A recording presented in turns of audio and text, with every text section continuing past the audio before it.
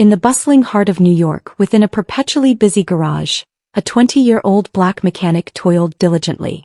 Suddenly, a Hell's Angel, cloaked in tattoos and a leather jacket, burst in, pleading for immediate repairs. His injured daughter was in the hospital and he desperately needed to reach her. While the entire shop turned its back, the young mechanic stepped up to help, only to be promptly fired by his manager. What he didn't realize was that the biker was the CEO's brother, and what unfolded next would utterly astound everyone. Before we dive into this gripping tale, tell us where you're watching from. We love hearing your thoughts. The morning rush in downtown Manhattan hummed like a precisely tuned engine. Cars choked the streets outside the auto garage on 54th and Lexington, horns blaring, the distant thrum of construction permeating the air. Inside, fluorescent lights cast a stark glow over gleaming steel tool chests and vehicles suspended mid-air. The air hung heavy with the scents of gasoline, aged rubber and stale coffee. Mechanics moved with a lazy rhythm, their laughter punctuated by crude jokes and sips from oversized mugs as the day wore on. But not Malik. At just 20, Malik was a stark contrast. It wasn't just his youth. It was the sheer intensity with which he worked, as if his very existence depended on it. His skin was deep brown, his hair closely cropped, and his arms, sculpted by years of turning wrenches, were testaments to his dedication. Dressed in a grease-streaked navy blue jumpsuit, his name embroidered across the chest, sweat beaded on his temples even in the early morning chill. While others idled and checked their phones, Malik lay beneath a '22 Ford Explorer, silently mending a bent axle. People noticed him but never truly saw him. "Hey, someone tell Junior to grab my wrench." "Chop chop, rookie," a senior tech barked, tossing a rag in Malik's direction. Another chimed in with a smirk. "He's good with his hands, comes from a long line of folks who did manual labor, if you know what I mean." Laughter erupted. No one flinched. Malik simply clenched his jaw, slid out from under the vehicle and walked to the tool wall in silence. This wasn't the first comment and he knew it wouldn't be the last. Every day, subtle jabs about his skin, his age, his origins. The manager remained largely indifferent, only springing to life if Malik missed a deadline. Then he was front and center, voice raised, calling him kid in front of customers. Still, Malik persevered, not because he enjoyed the treatment but because he had no alternative. His mother worked grueling night shifts at a nearby hospital. Bills simply didn't pay themselves. He harbored grand dreams, perhaps one day owning his own garage, employing individuals like himself. But dreams held little sway here, not when you were young, not when you were black. This garage operated on an unspoken hierarchy. In that system, Malik perpetually occupied the lowest rung. Not for lack of skill, he was likely the sharpest tech in the shop. But every time he rose, someone pushed him down. Every time he spoke up, he received a warning. So Malik worked quietly with unwavering determination, watching, waiting. He had no inkling that this day, which began like any other, was about to alter everything. It was nearly 10:30 a.m. when the shop door groaned open again.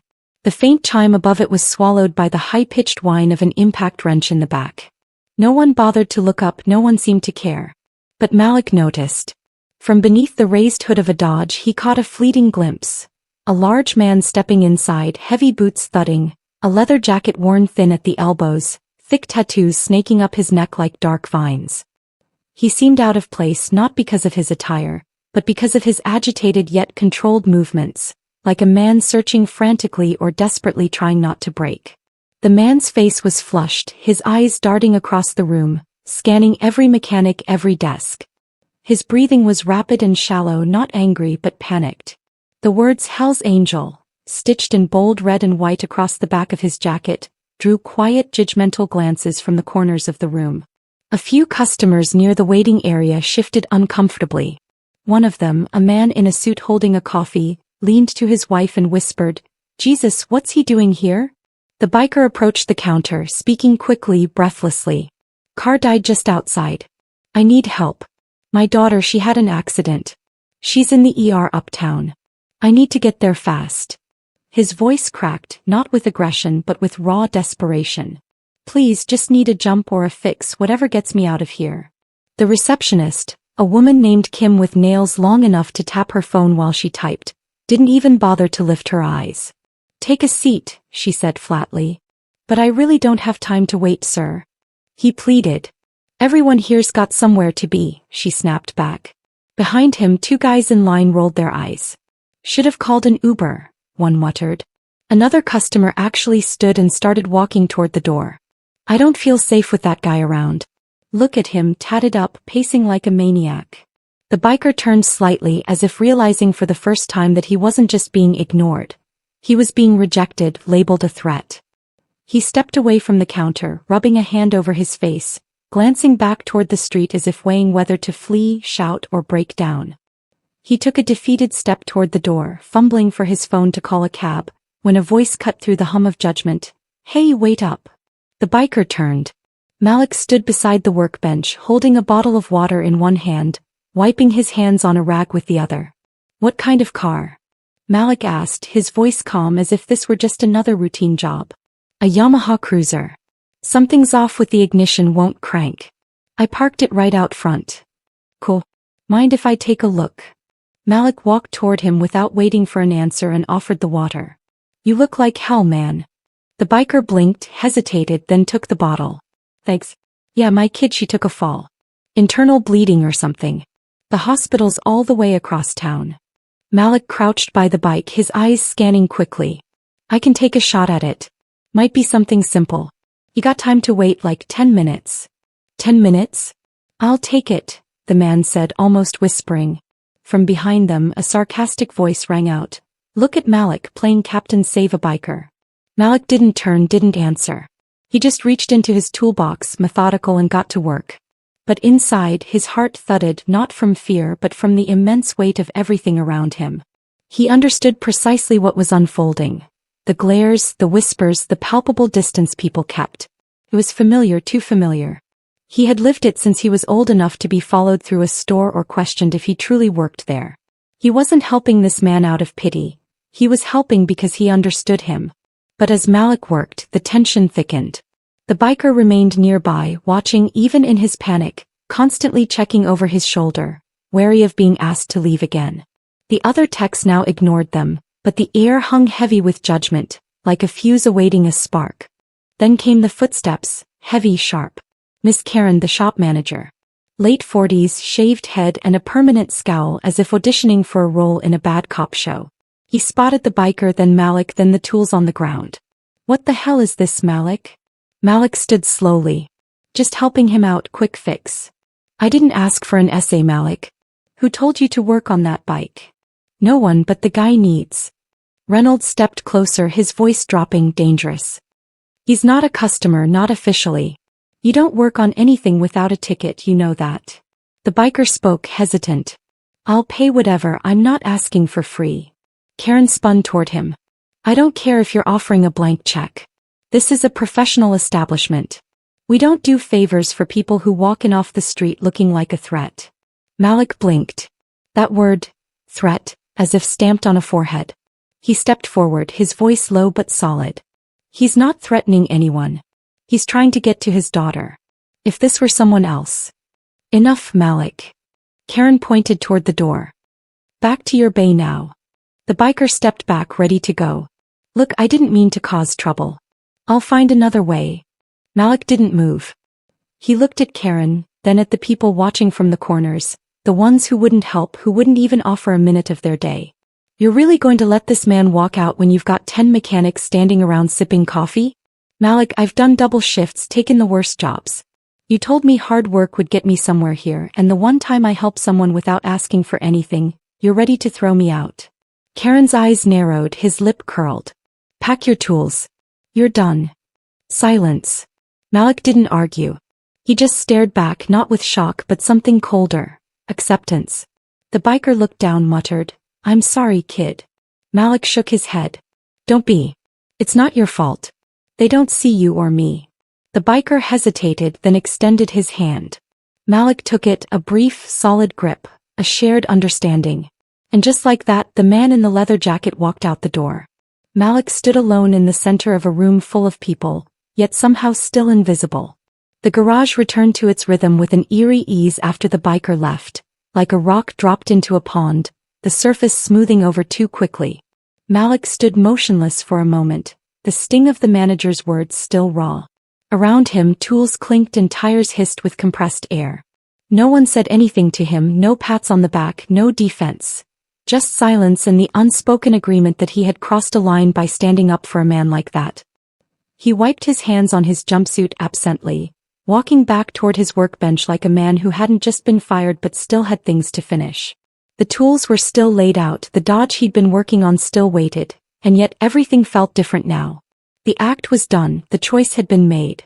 From behind him, one of the techs muttered, just loud enough for Malik to hear, "All that for some dirtbag in a biker vest? Wasn't worth it, bro." Malik didn't answer. His hands were steady but his chest burned. Not with regret, no, that wasn't it.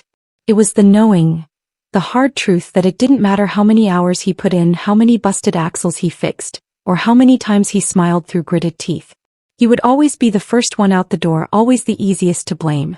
He had spent 2 years pretending that keeping his head down would earn him respect, but respect he now realized was never being offered. He heard the manager in the back office, his voice sharp and dismissive, probably on the phone with corporate or bragging to a friend about how he'd handled the situation. Malik could envision it all. The smirk, the self-satisfaction, the complete lack of understanding about what had truly transpired. He kept working not out of stubbornness but out of instinct, one bolt then another. His hands moved on muscle memory but his thoughts drifted. He pictured the biker on the sidewalk, fumbling for his phone, hoping a cab would arrive in time. He imagined the man's daughter, alone in a hospital bed, the minutes ticking by like hours. That man had walked into a room full of people and been treated like a problem, and for what? A jacket? Tattoos? The wrong kind of desperation? Malik had seen that look in other people's eyes before. The kind that said, "You're not one of us. You don't belong here." He had grown up watching his mom get talked over at grocery stores, watching teachers dismiss him without cause, cops slow rolling past him when he walked home late from work. And now here it was again, but this time someone else had been on the receiving end. Someone who, on paper, should have had nothing in common with Malik, and yet, in that moment, they had everything in common. "Yo," Kim called from the desk. "You gonna stand there all day?" "Karen said you're out." Malik looked up and for a second he wanted to say something, to challenge the system, to scream. But what would it change? These people had already made up their minds. So instead he nodded once calmly and returned to the back to grab his things. The locker room smelled like old sweat and rubber. Malik opened his locker slowly, the hinges squealing like they hadn't been greased in years. He tossed his gloves inside, unzipped his jumpsuit halfway and took a long breath. He wasn't angry, not in the way they expected, not in a way that could be solved with shouting or fists. He felt something deeper, a clean kind of clarity. Because in that moment, losing his job for helping someone, he finally felt like himself, like he'd done something that mattered even if no one else could see it. As he pulled on his hoodie and started packing his tools, the door creaked open behind him. It was Jonas, one of the newer techs, barely a year and barely spoke. "Hey," Jonas mumbled. "That was something back there." Malik gave him a look, not sharp, just tired. "Yeah." Jonas scratched at the back of his neck. "I mean, I don't know, that guy did look sketchy, but he was in a hurry, seemed real. Most of the guys wouldn't even give him a second look, just saying." Malik closed his toolbox with a click. "Yeah, that's the problem." He walked past Jonas without another word, his boots echoing down the hallway. Each step felt heavier, as if he were carrying not just a bag of tools, but the weight of every time he'd been forced to swallow his pride. As he reached the main bay again, he paused. The shop floor was just as it had been, machines humming, men talking, oil streaking across the concrete, a world that had decided he didn't belong. Karen stood by the counter, clipboard in hand, pretending not to notice Malik, but her jaw was tight. His eyes flicked up just long enough to say, "Don't say anything more." Malik didn't. He simply walked to the front door, pushed it open and stepped outside into the cold air. And there, standing at the edge of the curb, was the biker. He hadn't left. Malik blinked, surprised. "Thought you'd be at the hospital by now." The man nodded. "I was. Just came back." He paused. "She's stable. Got there in time thanks to you." Malik looked at him, searching. "Why come back?" The biker's eyes were tired but clear. "Because I've been where you are. Because nobody should have to pay that kind of price for doing the right thing." Malik didn't know what to say, so he said nothing. The biker held out his hand again, firmer this time. Malik shook it. "Name's Ray." "Malik." Ray gave a faint smile. Well, Malik, you ever need a job or anything, find me. And with that, Ray turned and walked off into the city traffic, swallowed by taxis and sirens and steel. Malik stood there for a long moment, letting the cold air fill his lungs. He didn't know what would happen next. No job, no plan. But something had shifted. For the first time in a long time, Malik felt like he hadn't just survived the day. He had chosen who he wanted to be. And that made all the difference. The next morning, the city woke up in its usual rhythm, sirens echoing off buildings, steam rising from subway grates, cabs honking impatiently as if the entire world were late. Malik stood at the corner of 54th and Lexington, staring at the familiar glass and concrete shell of the garage. The shop looked exactly as it had every morning for the last 2 years, as if nothing had happened, as if he hadn't been cut loose less than 24 hours ago for daring to show a stranger kindness. His duffel bag hung heavy on his shoulder, packed with the essentials. Wrenches, torque gauge, a socket set his uncle gave him when he first landed the job. Tools that had become an extension of him. He didn't really know why he'd come back this morning. Maybe to pick up the rest of his stuff, maybe to say goodbye, maybe just to see it one last time before moving on. But standing there, watching the sun catch the oil-slick shimmer of the pavement, he felt like he was looking through glass at a world he wasn't allowed into anymore. He pushed the door open quietly, half expecting someone to shout at him, tell him he didn't belong here. But the room barely noticed him. Kim was typing behind the desk, chewing gum so loud it popped between every few words of her phone call. The techs were back at their stations, heads down, the same banter echoing off the walls like yesterday had been erased, like his voice had never risen, like his choice had never been made. He made his way toward the back hallway. No one stopped him, no one even looked up. The locker room was cold and dim, the same flickering light overhead buzzing with the same tired whine. Malik crouched and opened his locker. The rest of his tools were there, neatly lined in foam trays he had cut himself to fit. He ran his fingers across the metal edges. Each piece held a memory, tight spots, long nights, that one afternoon when he rebuilt an entire alternator because the replacement hadn't arrived. He started packing slowly. Outside the door, someone laughed, then another voice answered with something about new rules and cleaning up the place. Malik's shoulders tensed. He knew that tone. They weren't talking about the floor. He zipped the bag shut and sat on the bench for a minute longer than necessary. The weight of everything hit a little harder in that small, quiet space. This place had been more than a job. It had been the promise of something more: stability, respect, a future. And now it was gone because he couldn't keep his mouth shut, because he'd helped someone who didn't look right. And yet he didn't feel regret, just a raw ache of something heavier. The door creaked. Footsteps entered. He didn't look up. You here to cause more drama, Malik? Karen. Her voice was smug but not loud, almost cautious. Malik stood, slung the duffel over his shoulder. Just picking up my things. Right? Karen crossed her arms. You could have had a solid future here, kid, if you just learned to follow protocol. You think acting like some social justice hero earns you something? I wasn't trying to be a hero. Malik's voice was calm, but there was steel beneath it. I was trying to be human. Reynolds scoffed. You millennials think respect is handed out like candy. Newsflash. Nobody gives a damn how good your heart is if you can't follow orders. I followed every order for 2 years, Malik said, stepping forward. I worked harder than anyone in this place. I stayed quiet. I took the jokes. And you still saw me as disposable. Karen opened her mouth, but Malik walked past her, not waiting for the argument. There was nothing left to say. As he pushed back into the main shop floor, a few heads turned this time, just for a second, just long enough to acknowledge his presence, or maybe his absence. Kim looked up as he passed the counter. You forget something? No, Malik replied, adjusting his bag. Just needed to see it one last time. The bell above the door jingled softly as he stepped out into the crisp morning. The city moved around him without pause, people rushing past, clutching coffee cups, barking into phones. Everyone was busy being someone. He walked for blocks with no clear destination, past construction zones, delis and dry cleaners, past corners he and his mom used to wait at when she had just started working nights and he was still in high school, too scared to sleep until she got home. His feet eventually carried him to a park bench across from the hospital where Ray had said his daughter was. He didn't even know why. Maybe he wanted to make sure the man had made it. Maybe he needed to anchor yesterday in something real. He sat there, elbows on knees, watching taxis unload patients, doctors in scrubs sipping energy drinks, parents juggling bags in fear. His phone buzzed once in his pocket. He pulled it out, a message from Jonas. "They moved someone else into your bay, just so you know." Malik didn't answer. He powered the phone down and slid it back into his pocket.